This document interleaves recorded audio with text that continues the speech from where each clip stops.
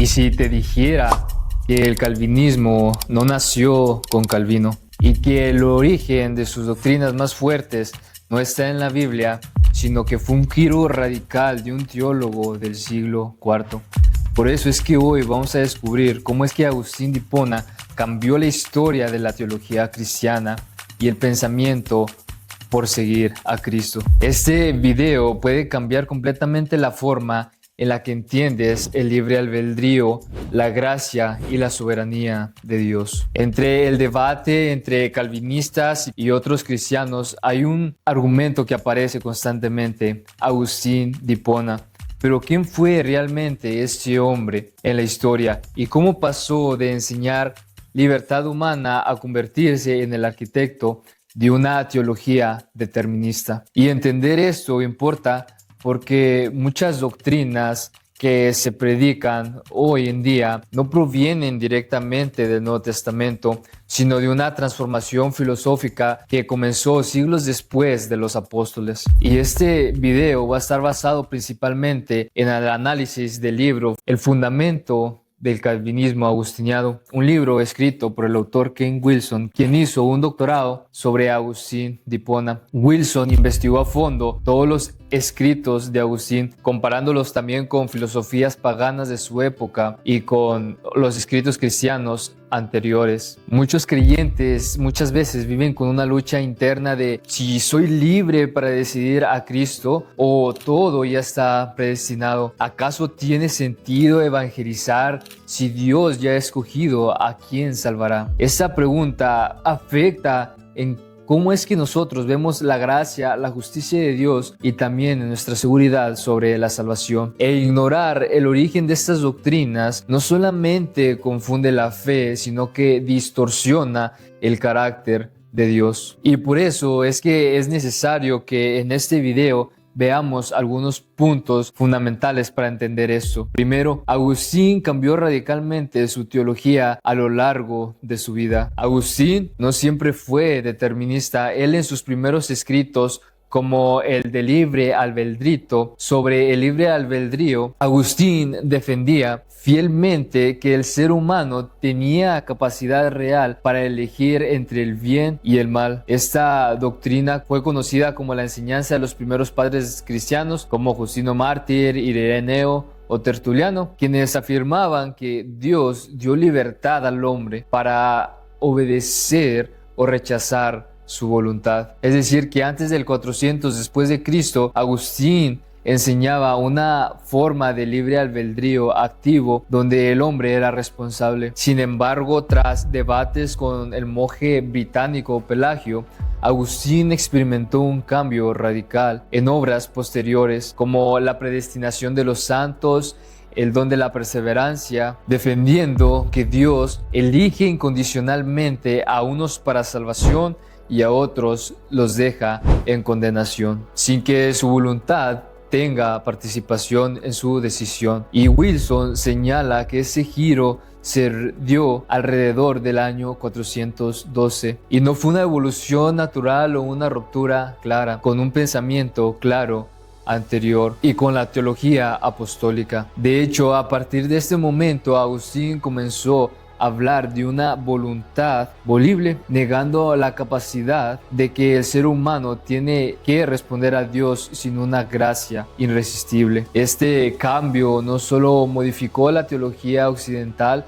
sino que fue directamente adoptada siglos después por los reformadores del siglo XVI. Juan Calvino fue quien consideró a Agustín como su principal fuente patrística, citándolo más de 4000 veces en sus obras. Así que el calvinismo no fue tanto una invención de Calvino, sino una sistematización de la segunda fase de Agustín de Hipona, marcada por determinismos teológicos profundos. Por eso es que es necesario que cuando escuchemos alguna doctrina, es necesario que nos preguntemos si proviene del mensaje de los apóstoles o proviene de un giro posterior influenciado por conflictos internos.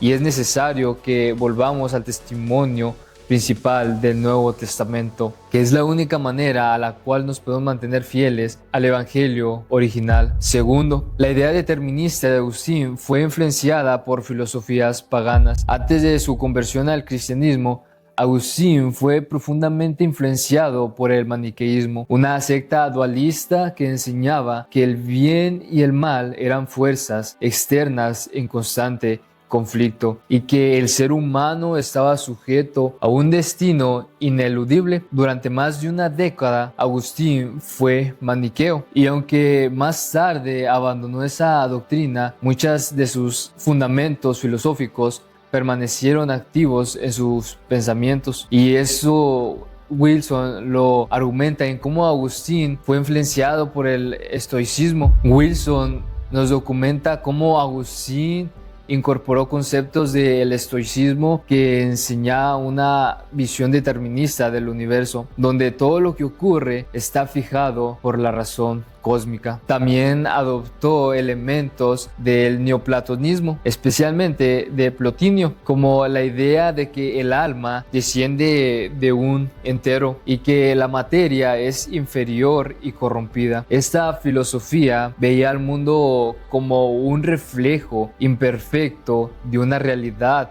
superior, inmutable y determinada. Lo más grave de esto es que, según Wilson, Agustín utilizó esta categoría, que no era cristiana, para reinterpretar pasajes bíblicos que tradicionalmente se entendían en un marco de responsabilidad humana y libertad humana. En lugar de leer la Biblia con los lentes del Evangelio, la leyó a través del filtro de sus antiguos maestros filosóficos, y el resultado de todo esto fue una teología en la que la voluntad humana desaparece casi por completo, reemplazada por un decreto divino absoluto e inapelable. En todo esto podemos ver también cómo es necesario filtrar toda enseñanza doctrinal. Si acaso proviene esta idea de la enseñanza de Cristo y sus apóstoles, o fue influenciada por sistemas filosóficos que son ajenos al Evangelio. ¿Por qué? Porque no todo lo que suena profundo es verdadero ni bíblico. Tercer punto, el calvinismo se concluyó sobre las doctrinas posteriores de Agustín, no sobre la Biblia. Los pilares del calvinismo, como la depravación total, la elección incondicional, la expiación limitada, la gracia irresistible y la perseverancia de los santos, no aparece en ninguna parte de la Biblia como sistema, ni tampoco fue enseñada por los discípulos de los apóstoles ni por los primeros cristianos durante los primeros 3 siglos. Aparecen por primera vez en la etapa final del pensamiento de Agustín, que en Wilson también demuestra con citas y fechas cómo cada uno de los puntos del calvinismo, conocidos por el acrónimo de Tulim, tiene su origen en los escritos tardíos de Agustín. Por ejemplo, la depravación total surge de la noción agustiniana del pecado original como una corrupción heredada que incapacita completamente al ser humano. La elección incondicional se basa en su idea de que Dios decide quién será salvo sin considerar ninguna respuesta humana. La gracia irresistible fue desarrollada por Agustín como gracia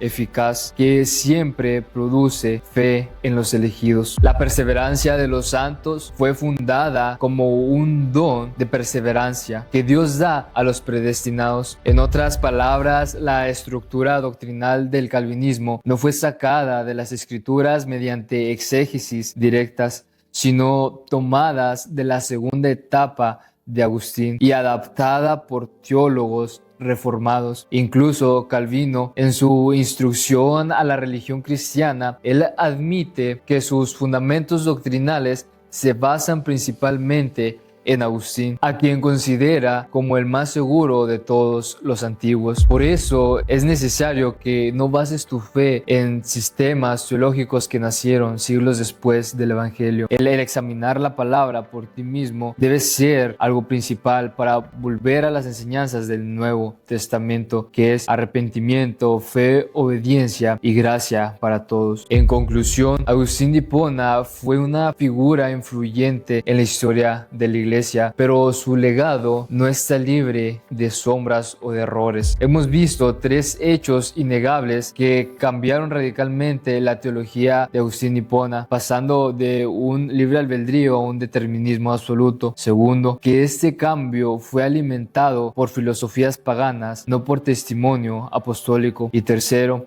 que el calvinismo adoptó esas doctrinas y las convirtió en dogmas centrales, alejándose del mensaje original de Cristo. Y te has de preguntar, ¿por qué esto es importante? Porque detrás de cada doctrina está el rostro de Dios. Y si aceptamos una imagen distorsionada o un Dios que impone la salvación o la condenación sin opción humana, entonces no solo comprometemos una verdad bíblica, sino también la justicia y el amor de Dios. La Biblia nos presenta a un Dios que llama al arrepentimiento, como en 2 de Pedro 3:9, y también uno que quiere que todos sean salvos, como en 1 Timoteo 2:4, y que ofrece una gracia abundante para todo aquel que cree en él, como en Romanos 10:13. Esto es el Evangelio. Todo lo demás, por más complejo que suene, si no está fundado en la Biblia, no es más que tradición humana. Sin nada más que decir, te doy gracias por tomarte el tiempo